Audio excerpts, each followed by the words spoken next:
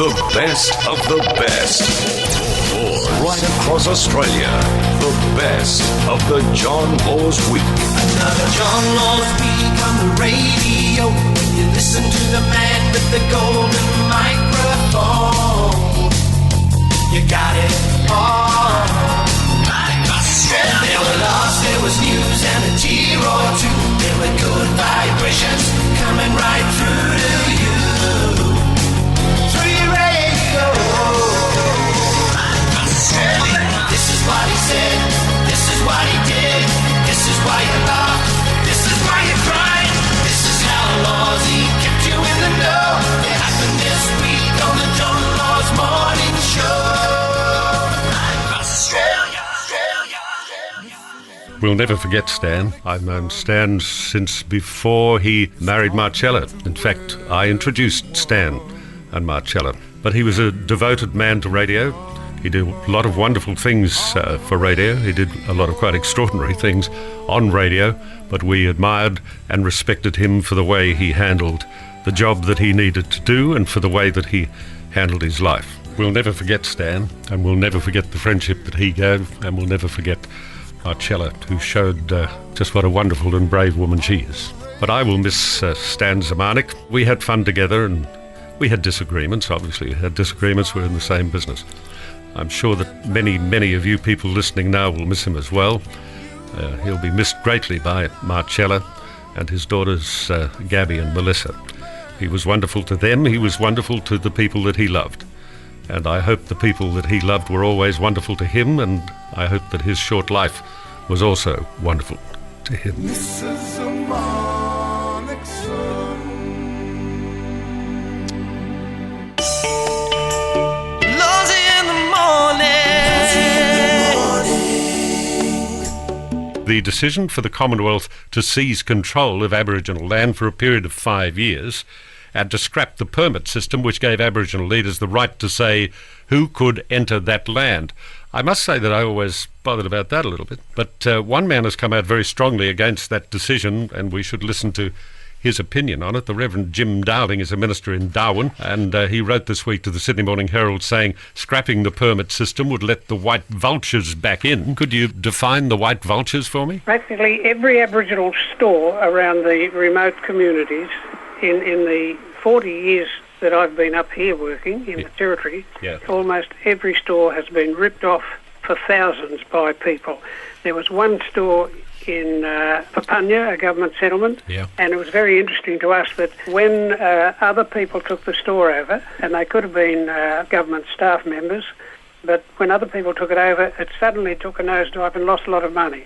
And when the Lutheran pastor and his wife took the store over, as they did on occasion before it was taken off them again, it made a profit. It was very interesting to watch. I can only presume that the government has good reason for suspending the permits. The Aboriginal Affairs Minister, Mal Brough. They're not just white vultures, they're black and white vultures. They know no colour boundaries, I can tell you. Maybe Jim doesn't understand is that what we're doing is, we're not abolishing it. We are saying that in towns, and these are towns with houses, streets, swimming pools, public buildings, all publicly paid for almost exclusively, those towns should be like any other country town in New South Wales or Queensland. They should be open property. You can go into the public areas, not into people's private property, not into sacred sites, and not into homelands. This is the best of the Lawsy Week. The world's tallest man is now also the world's tallest groom. We were talking about him the other day. His name is Bao Xun, a 7'9" herdsman from Inner Mongolia, and he got married after a worldwide search for a bride. Bao found his lady love in his hometown. She's Zia Shujian. She's a saleswoman, and she's more than 2 feet shorter, so I don't know why there was a worldwide search. But anyway, there you go. He's 7'9", and she's 2 feet shorter. In fact, he's nuts over her. I believe. Sorry. On the John Laws Morning Show, he's always having fun. On the John Laws Morning Show, see the politicians run. They all duck for cover, keeping their heads low, cause it all comes out on the John Laws Morning Show. Gary, good morning. John, I was just wanting to get your help a little bit here to try and get a school zones or signs basically rectified and sorted out. They've done some roadworks there about a year and a half ago, and there's a school zone that's been posted obviously between Park Street and Liverpool Street. Yes. And in their diligence in redoing the surface of the road, they've done that really nice and neatly, put all the road marking, except they haven't put back the 40-kilometre-an-hour zones on the roads where the zone actually does commence. The sign that they do have by the side of the road is obscured by a power pole and a tree. Okay, well, we'll get hold of somebody at the RTA. Leave it to us. We'll follow it up and see what we can find out. Gary, good morning. I just wanted to firstly acknowledge the power of the John Laws program with regards to that school zone outside Sydney Grammar. Yes. And I just drove through that same school zone this morning. It was around about 9:45, so about 20 minutes ago. And there are two 40-kilometre-an-hour signs on the road. They've all been painted. And there was some workmen, looked like they were putting up a new school zone sign by the side of the road that was not going to be obscured by a tree and a light pole. Well, that's terrific. If that didn't take long, did it? No, so as I said, in less than 48 hours, it was rectified. So I thought I'd just like to pass on thank you for doing that. Okay. It happened this week on the John Laws Morning Show. Gary, good morning. I heard you speaking before about the despicable act of people selling out their parents' houses underneath them whilst they've been in care or in hospital. My lovely sister has just done the same thing to my mother in the ACT. Oh, God. So she got herself power of attorney, I presume? She did. My mum has MS and she has been in hospital. She's not well. It's just so heartbreaking for her. She's lost, control of most of her life, and now to know that she now has nothing to her name other than what she's got in storage, and my sister now has everything. I mean, that is really cruel, Kerry. It's beyond cruel, John. It's just inhumane. Yeah, that's a better word. It is inhumane. But I think in this case, given that the mother has been in possession of the faculties and has decided that she would give power of attorney to Kerry's older sister, I don't know that there's a lot can be done about it, but we'll pursue it, and believe us, we won't let Kerry down.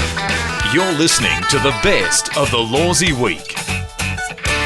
Hedley Thomas of The Australian is the journalist to whom Dr. Hanif's barrister, Stephen Keim, leaked the transcript of his police interview. Hedley Thomas is on the line. Is Mr. Keim likely to be in trouble? Charged with contempt or something? John, I don't think so. I think that was a very clever strategy, a political strategy by John Howard and by the Attorney General. You can gauge a leak or the strength of a leak, often by the reaction to it. And the reaction to this one from the politicians was just quite remarkable, wasn't it? Well, I thought it was. And I think that indicates that this was a pretty good one. This was a pretty good leak, and they were worried about it. You never hear from the politicians when they leak like sieves, as they do. Who do you believe was behind the previous leaks, the ones providing information that were favourable to the prosecution's case? It had to be government or agencies of the government. Good on you for covering it as you did, as you believe. I believe that the public is entitled to know. Laws. Well, on the line, I have perhaps the future mayor of the Gold Coast, Warwick Capper. G'day, mate. G'day, John. How are you? How's my old mate going? Heard you retired. I'm shattered. No, I haven't retired yet. I'm going to. Because I want to come around for a Chardonnay. Yeah. Have a taste of it up at Noosa. Listen, what the hell are you wanting to be mayor of the Gold Coast for? Well, I thought I'd just change a few things and bring in some Warwick Capper policies, get everyone to wear leopard skin pants, and legalise prostitution, get the schoolies a bit cleaned up. There's too much drugs and alcohol up here. Also, on a serious note, John, I want to give the kids when they're 18 years of age a proper safety driver's education, because a lot of kids are killing themselves at 18, 19 years of age. But given that you do speak a lot in jest, are people going to take it seriously? Yeah, I'm going to tone things down a bit and be a lot more serious. It's nice to have a new, young, fresh approach. I've got a nice-looking face like yourself. I've got huge backing, and I'm loved by millions. And we're going to have a pink bus with leopard skin print on the back, have my face on the front. And my motto is, John, let Warwick Capper stick it up you. Better us than some other prick. And I'm going to go around and smash it all around Australia. Lots of luck, mate. It's good to talk to you, and it's good to know that you haven't become any more sane than last time I saw you. The